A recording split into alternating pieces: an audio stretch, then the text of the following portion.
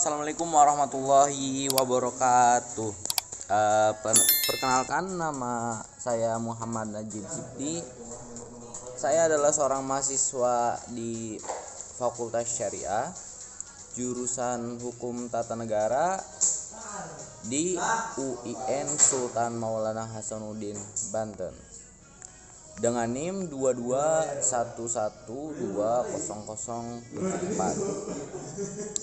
Tujuan membuat video ini karena tugas dari Pak Tabrani ya, dengan MK Ilmu Sosial Dasar. Dengan saya akan membahas tentang manusia dan harapan. Meanwhile, in our universe. Ya, ini saya masih mikirin tugas gitu.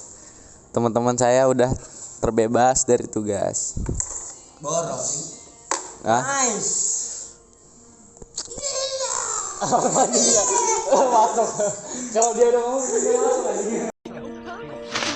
Once again, we're home sweet. Dead. I'm at a painful. I'm at a painful. I'm at a painful. I'm at a painful. Masuk ya. Ya, ini sekian kalinya saya bikin video, ternyata tadinya udah bikin dan ternyata videonya terlalu gede, MB-nya jadi terlalu besar giganya. Jadi saya putusin buat pakai HP aja. Mohon maaf bila ada suara yang tidak mengenakan karena teman saya lagi main apa itu? Ya. Jadi sebenarnya saya tuh udah buat video. Nah, ini cuman malah ngekspornya lama, terus korup lagi kan. Gagal mulu nih. Jadi saya putusin buat bikin video lagi aja.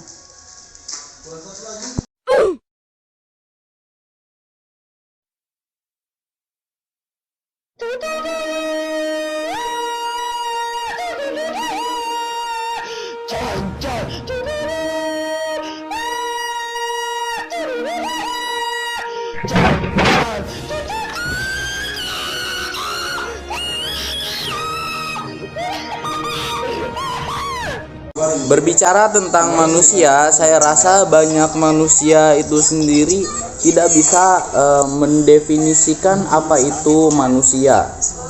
Maka dari itu saya akan membahas tentang seputar manusia dan juga harapan. Untuk membuktikan saya rasa banyak manusia yang tidak bisa mendefinisikan manusia, saya akan bertanya kepada teman saya. Gue jawabnya gimana lu ya? Atau jawab aja. Gak tau gua. Sesuka hati lu aja jawab. Apa maksudnya gimana pertanyaannya lu? Manusia itu apa? Definisi manusia. Manusia merupakan makhluk sosial, yang mana manusia itu tidak bisa hidup dengan sendirinya, yang saling membutuhkan satu sama lain. Terima kasih. Udah itu dong. Cukup. Baik, makasih.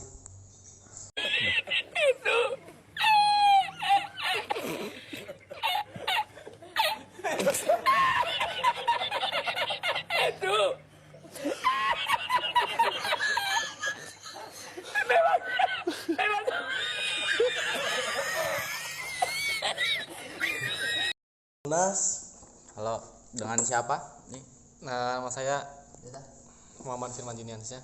Oh ya. Iya, Jurusan apa? jurusan Tades Bahasa Inggris. Oh, di UIN ya. Iya. Saya mau nanya nih. Boleh. Definisi manusia itu apa sih? Menurut saya ya. Iya. Jadi manusia itu pada dasarnya makhluk ciptaan Tuhan yang memiliki akal dan tidak seperti makhluk lainnya. Makhluk yang paling istimewa lah ibaratnya di muka bumi ini. Paling istimewa. Karena mempunyai akal dan hawa nafsu. Jadi bisa balance gitu. Malaikat sama manusia. Kenapa? Muliaan mana? Muliaan manusia. Kenapa gitu? Karena makhluk yang paling sempurna. Menurut saya ya. Oh ya. Jangan disalahkan. Ini kan argumentasi orang. Oh ya. Ya, sekian. Kalau dengan harapan Harapan terhadap siapa? ya Definisi harapan dulu. Oh, definisi harapan. Harapan adalah sebuah keinginan yang ingin dicapai seseorang.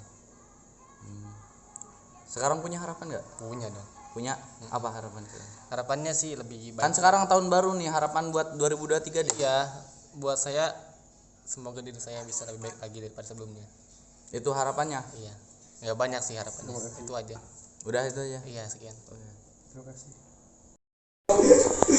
Membahas tentang manusia itu sendiri. Manusia adalah spesies primata yang berasal dan tinggal di bumi dengan populasi terbesar, persebaran yang paling luas, dan dicirikan dengan kemampuannya untuk berjalan di atas dua kaki serta kemampuannya untuk otak yang kompleks yang mampu membuat peralatan, budaya, dan bahasa yang rumit.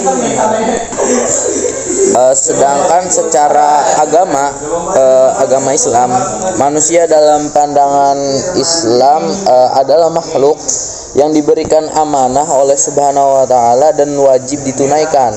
Manusia juga memiliki berbagai macam karakter yang dengan karakter tersebut antara yang satu dengan yang lainnya menjadi kelebihan sekaligus kekurangannya. KBBI sendiri mendefinisikan pengertian manusia adalah makhluk yang berakal budi atau mampu menguasai makhluk lain. Manusia akan menjalani proses kehidupan yang memiliki 5, yakni proses masa bayi, anak, remaja, dewasa, hingga lanjut usia atau lansia. Setiap manusia pasti mempunyai harapan. Manusia yang tanpa harapan berarti manusia itu mati dalam hidup. Orang yang akan meninggal sekalipun mempunyai harapan, biasanya berupa pesan-pesan kepada ahli warisnya. Harapan bergantung pada pengetahuan, pengalaman, lingkungan hidup, dan kemampuannya masing-masing. Harapan harus berdasarkan kepercayaan, baik kepercayaan pada diri sendiri maupun kepercayaan kepada Tuhan Yang Maha Esa. Agar harapan terwujud, maka perlu usaha dan sungguh-sungguh. Bila dibandingkan dengan cita-cita, maka harapan mengandung pengertian tidak terlalu muluk, sedangkan cita-cita pada umumnya perlu setinggi bintang.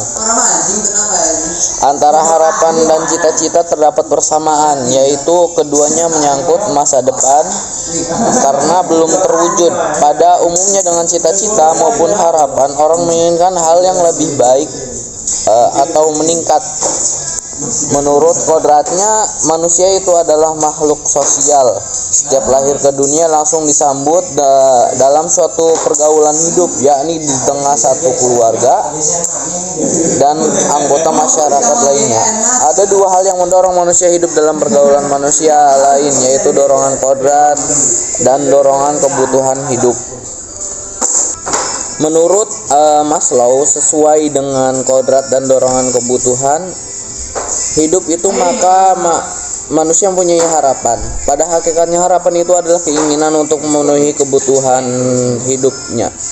Sesuai dengan kodratnya, harapan manusia atau kebutuhan manusia itu adalah 1, yakni kelangsungan hidup, 2, keamanan, 3, hak dan kewajiban mencintai dan dicintai, 4, diakui lingkungan, 5, yaitu perwujudan cita-cita.